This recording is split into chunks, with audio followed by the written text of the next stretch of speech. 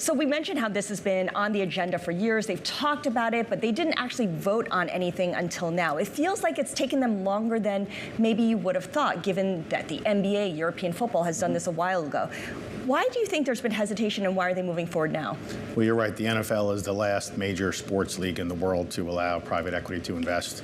I think it's a combination of a couple of factors. First of all, a lot of the NFL teams have been owned by families for a long time.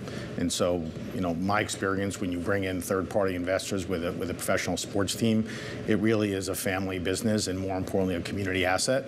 So I think the NFL did a lot of work on trying to figure out if they were going to allow private equity and what would be the governance around the capital and the best way to do it such that, one, it helped increase franchise values, but more importantly, was good for the fans. It's good for the fans. So talk a little bit more about that. What does having institutional investors' money in a team allow the franchises to do that they can't do at the moment?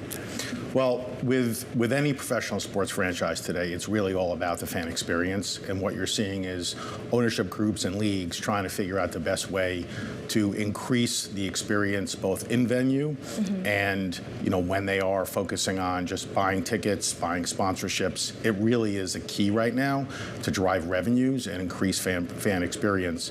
And think about the NFL, they've got the largest global media rights deal.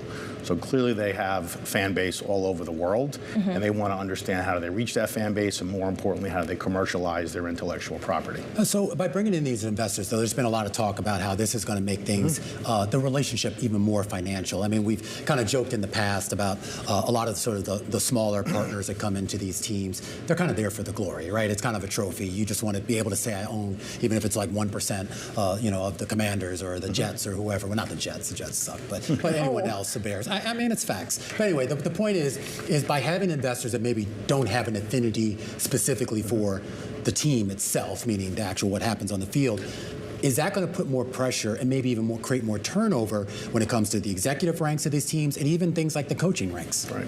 Well, when you think about private equity, the premise is to try and make a business more valuable and function better, right? And a lot of sports teams have been run as more family-oriented organizations, and so they don't have best practices. By bringing in private equity, you're going to, one, improve the overall senior leadership team. Second, you're going to focus on performance both on and off the field. And the most important part of any professional sports team is your interaction with your fans and in the community. And so by bringing a new voice in, creating proper governance, getting people around the table that have done this in other sports and other markets, I think it's a great thing for the NFL, and it's been long overdue.